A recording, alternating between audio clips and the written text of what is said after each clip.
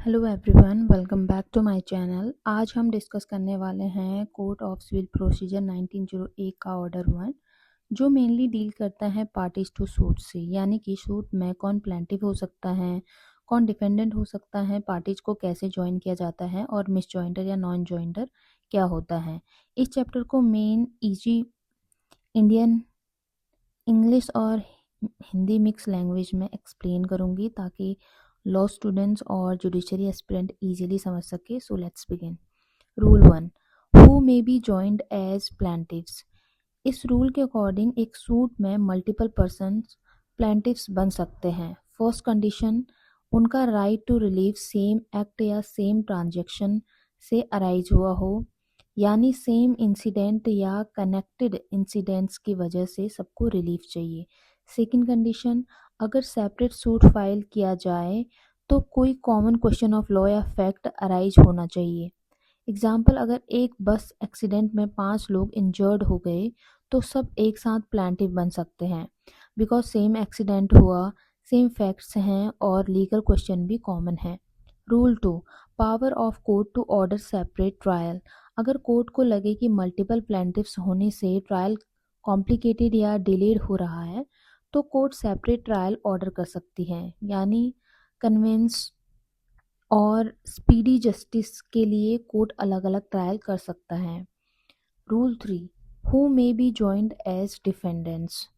एक सूट में multiple defendants भी हो सकते हैं या ज्वाइन किया जा सकता है if condition 1, right to relieve same transaction या सेम एक्ट से रिलेटेड हो। कंडीशन 2, सेपरेट सूट में कॉमन क्वेश्चन ऑफ लॉ या फैक्ट अराइज हुआ हो। एग्जाम्पल, अगर 3 पर्सन्स ने मिलकर फ्रॉड किया हो तो तीनों को एक ही सूट में डिफेंडेंट बनाया जा सकता है। Rule 3A, separate trial where joinder of defendants may embarrass और डिले ट्रायल। अगर डिफेंडेंट्स को एक साथ रखने से ट्रायल डिफिकल्ट, एम्बेरसिंग या डिलेड हो रही हो तो कोर्ट सेपरेट ट्रायल्स ऑर्डर कर सकता है। ये रूल जस्टिस और कन्विंस मेंटेन करने के लिए हैं। रूल 4, कोर्ट में गिव जजमेंट फॉर और अगेंस्ट वन और मोर जॉइंट पार्टीज। कोर्ट एक या मल्टीपल प्लेंटिफ्स के फेवर में जजमेंट दे सकता है और डिफेंडेंट्स में किसी एक या मल्टीपल डिफेंडेंट्स के अगेंस्ट डिक्री पास कर सकता है अकॉर्डिंग टू देयर लाइबिलिटी।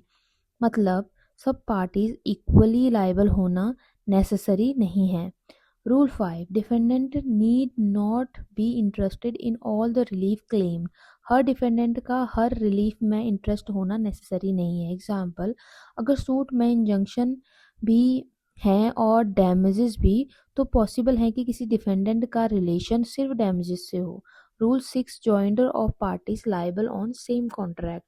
अगर सेवरल पर्सन सेम कॉन्ट्रैक्ट के लिए लाइबल हैं तो प्लेंटिफ उन सबको एक ही सूट में ज्वाइन कर सकता है।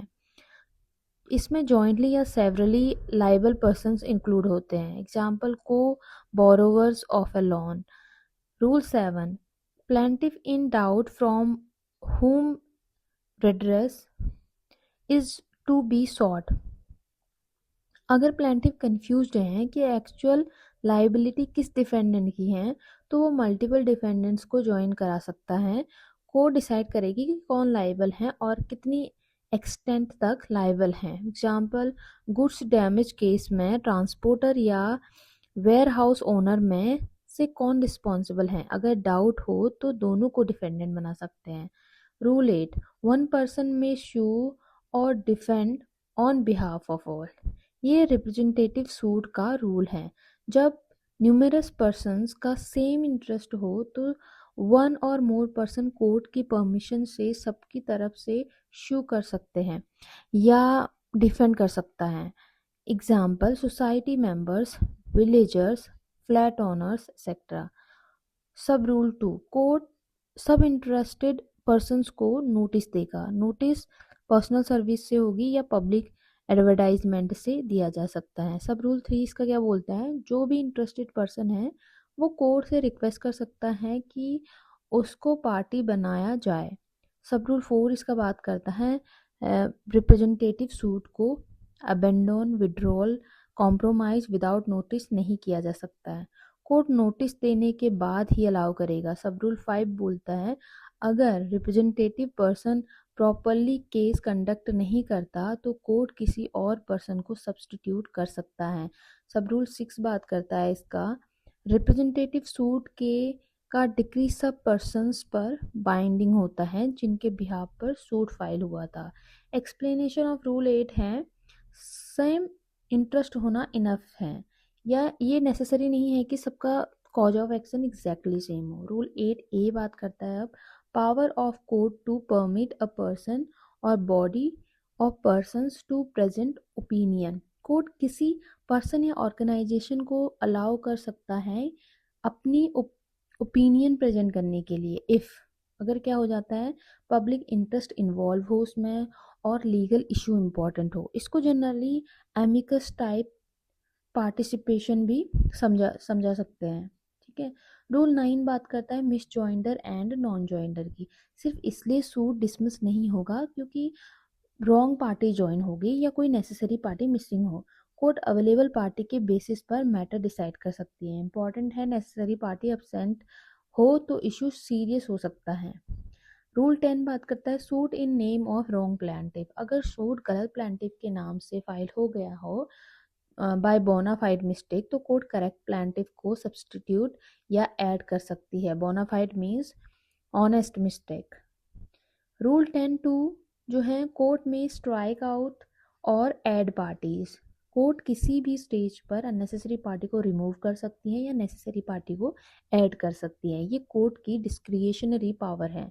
रूल 10(3) किसी पर्सन को प्लांटिफ विदाउट हिज कंसेंट नहीं बनाया जा सकता है। रूल 10(4) अगर न्यू डिफेंडेंट ऐड होता है तो प्लांट अमेंड की जाएगी और अमेंडेड कॉपी न्यू डिफेंडेंट को सर्व की जाएगी। रूल 10(5) एडिड डिफेंडेंट के अगेंस्ट प्रोसीडिंग तभी बिगिन मानी जाएगी जब समन सर्व होगा subject to limitation act. Rule 10(a) power of court to request pleader to address it.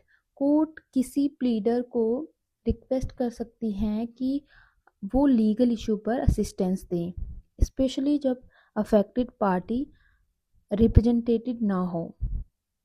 Rule 11 conduct of suit. Court decide कर सकती हैं कि सूट कंडक्ट का अथॉरिटी किस पर्सन को दी जाए। Rule 12 appearance of one of several parties और defendants for others. अगर मल्टीपल प्लांटिफ्स या डिफेंडेंट्स हैं तो उनमें से एक या मोर पर्सन्स ऑथराइजेशन के बेसिस पर दूसरों के बिहाफ पर अपेयर या एक्ट कर सकते हैं। इंपॉर्टेंट है ऑथराइजेशन रिटन फॉर्म में होना चाहिए और कोर्ट में फाइल होना चाहिए। Rule 13 objection as to non joinder और मिस जॉइंडर या non joinder objections earliest opportunity पर रेज करनी चाहिए usually before settlement of issue या एट सेटलमेंट स्टेज। अगर टाइमली ऑब्जेक्शन नहीं ली गई तो ऑब्जेक्शन वेव्ड माना जा सकता है। कंक्लूजन क्या निकलता है इस चैप्टर इस ऑर्डर का पार्टीज टू सूट का कंप्लीट अगर हम इसका एक्सप्लेनेशन देखें तो इस ऑर्डर का मेन पर्पज है प्रॉपर पार्टीज को इंक्लूड करना, necessary multiplicity of suit avoid करना और इफेक्टिव जस्टिस इंश्योर करना। अगर आपको ये ऑडियो बुक हेल्पफुल लगी हो तो please like share and subscribe जरूर कीजिए। Thank you so much for watching.